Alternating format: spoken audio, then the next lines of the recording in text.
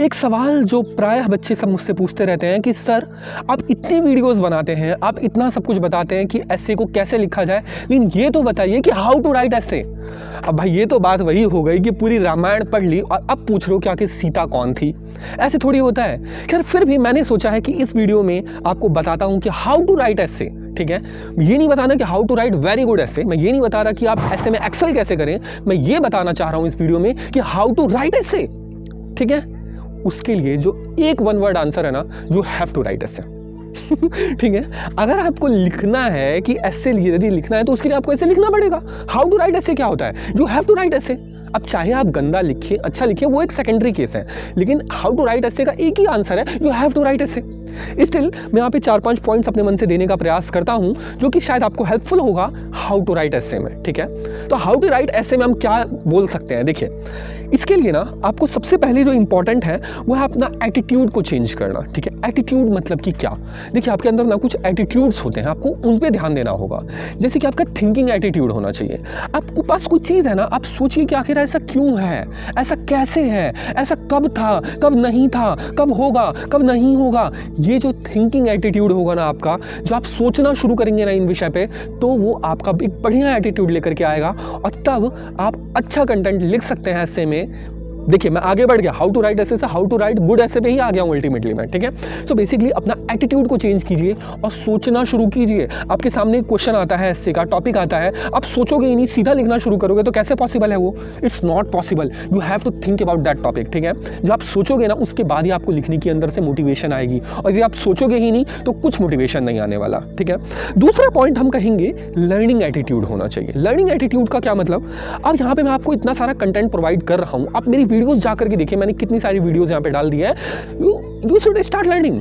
अब जा करके सीखो, देखना शुरू करो कि आखिर कितना सारा कंटेंट अवेलेबल है।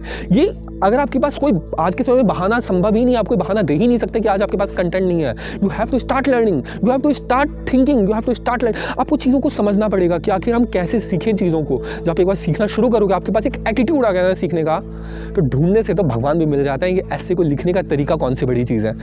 सोचना शुरू करो, लर्न करना सीखना शुरू करो। ये नहीं कि सामने वीडियो है, सोचा बाद में देखेंगे, कोई नहीं, तब तक कैरी मिनाटी की वीडियो देख रहे हैं।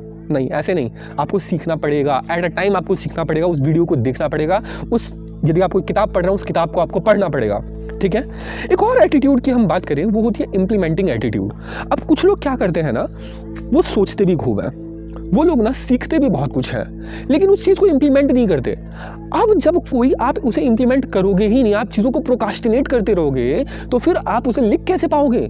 आपका टास्क क्या है कि हाउ टू राइट एस्से। ठीक है, इसका मतलब आप एस्से लिखना चाहते हो, अब आप सोच भी रहे हो। ठीक है, सोच रहे हो तभी आप इस वीडियो पे आए, अब इस वीडियो को देख भी रहे हो सीखने के लिए, लर्न करने के लिए, लेकिन अब आप इस वीडियो को जाकर के बंद कर दोगे, फिर ऐसे लिखने बैठोगे नहीं। ऐसे काम थोड़ी चलेगा। उसके लिए आपको उसका इम्प्लीमेंटेशन भी करना पड़ेगा। ठीक है, तो जो ये तीसरा पॉइंट बताऊंगी, ये बहुत इंपॉर्टेंट है।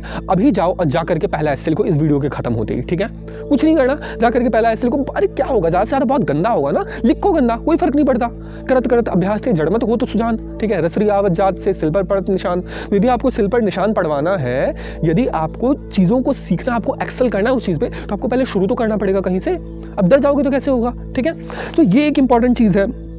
उसके बाद फिर जब आपने ये सब चीज़ एटीट्यूड अपने अंदर डेवलप कर लिया, उसके बाद बात आती है कि आपको टाइम उसमें इन्वेस्ट करना पड़ेगा। देखिए, अब यदि आप सोचोगे कि मुझे टाइम नहीं देना, मैं अपना जीएस पढ़ता रहूँगा, ठीक है, मैं अपना ऑप्शनल को पढ़ता रहूँगा, तो फिर आप ऐसे लिखोगे कब? आपको ऐसे लिखने के लिए कम से कम 3 घंटे तो चाहिए ना।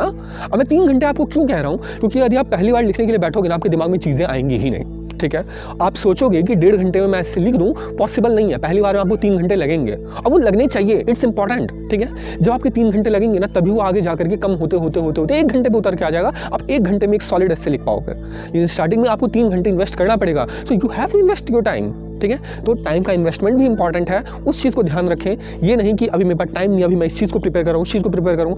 अरे अगर आप वो भी प्रिपेयर कर रहे हो, एक शेड्यूल निकालो, उस शेड्यूल पे लिखो कि मुझे ये जो 3 दिन है ना, मैं ब्लॉक कर रहा हूँ ऐसे की प्रिपरेशन के लिए। देखो फिर काम होगा कि नहीं होगा। आप ऐसे अपना लिखोगे, पहला बहुत बुरा होगा, कोई नहीं, दूसरा ऐसे लिखोगे, थोड़ा बेटर हो सकता है, या हो सकता है उससे भी ज़्यादा खराब हो जाए। लिखो तो जा करके, सबसे इंपॉर्टेंट है लिखो जा करके। ठीक है, तो ये चीज़ आपको टाइम इन्वेस्ट करना पड़ेगा। और जो एक और बात है, जब आप उसमें आप आगे बढ़ने लगा, आपने लिखना शुरू किया, तब आप सोच रहे हो कि मेरा अच्छा कंटेंट नहीं बन रहा, तो आपको प्रैक्टिस करना होगा। You have to practice practice practice, because practice makes man perfect. जब प्रैक्टिस करोगे तो आपको परफेक्शन आ जाएगी, ठीक है। आज मैं ऐसे बहुत कम टाइम में लिख पाता हूँ, बहुत कुछ सोच लेता हूँ जल्दी जल्दी। उसका रीज़न है मैंने बहुत सारे ऐसेज को प्रैक्टिस किया है। मैं बहुत सारे डिबेट कॉम्पिटिशंस में जाता था अपने कॉलेज के टाइम पे, अपनी स्कूल टाइम पे। मेरे पास ऐसे राइटिंग में नेशनल लेवल के सर्टिफिकेट्स हैं, ठीक है। तो वो सब प्रैक्टिस करने के बाद ये सारी चीज़ें आती है, ठीक है। अब यदि आपको भी करना है तो आपको भी प्रैक्टिस करनी पड़ेगी इन सब चीज़ों में। तो उसके लिए आपको प्रैक्टिस करना शुरू करना पड़ेगा। ऐसे पहला लिखो, पहला लिखने का दूसरा, तीसरा, चौथा, आप कंटिन्यूसली लिखते जाओ। एक पॉइंट आएगा ना जब आप खुद कॉन्फिडेंट हो जाओगे, सामने खड़े होकर के वीडियो बनाओगे कि हाउ टू राइट ऐसे, ठीक है, और दूसरे बच्चों को मोटिवेट करोगे। सो उसके लिए आपको पहले प्रैक्टिस करनी पड़ेगी। और last but not the least, सबसे इंपॉर्टेंट, आपको प्रेजेंटेशन करना है। अब यहाँ पे मेरे दिमाग में कंटेंट ऑलरेडी है, ठीक है, लेकिन यदि मैं यहाँ पे खड़ा होकर के आपको वीडियो बना करके ना समझाऊं, क्या आप ये वीडियो देख पाओगे? नहीं, पॉसिबल नहीं है। तो यदि आप चाहते हो कि आप ऐसे लिखो और अच्छा ऐसे लिखो, तो उसके लिए आपको प्रेजेंटेशन करना पड़ेगा। आपके दिमाग में सब चीज़ है, ठीक है, आपको लिखना भी आता है, लेकिन पहले आप उसे प्रेजेंट तो करोगे ना, ठीक है। तो प्रेजेंट करना शुरू करो, प्रेजेंटेशन के तरीके को इंप्रूव करते जाओ, आप उसमें नई नई चीज़ें ऐड ऑन करते जाओ। अब बाकी दुनियादारी चीज़ों को समझो, आपका जिस चीज़ में हॉबी है उस चीज़ को परस्यू करना शुरू करो। जो लोग कहते हैं ना कि इंटरव्यू की तैयारी मेंस की बात करेंगे, आपको प्रीलिम्स के साथ ही शुरू कर देना चाहिए। या मैं कहता हूँ ना, इंटरव्यू की तैयारी ना आपके जन्म से ही शुरू हो जाती है, ठीक है। तो जिस चीज़ में आपका इंटरेस्ट है ना, आप उस चीज़ को थोड़ा और एक्सप्लोर करना शुरू करो। थोड़ा थोड़ा टाइम निकालो, दिन में 10-10, 15-15 मिनट निकालो, उससे ज़्यादा की आवश्यकता नहीं है, ठीक है।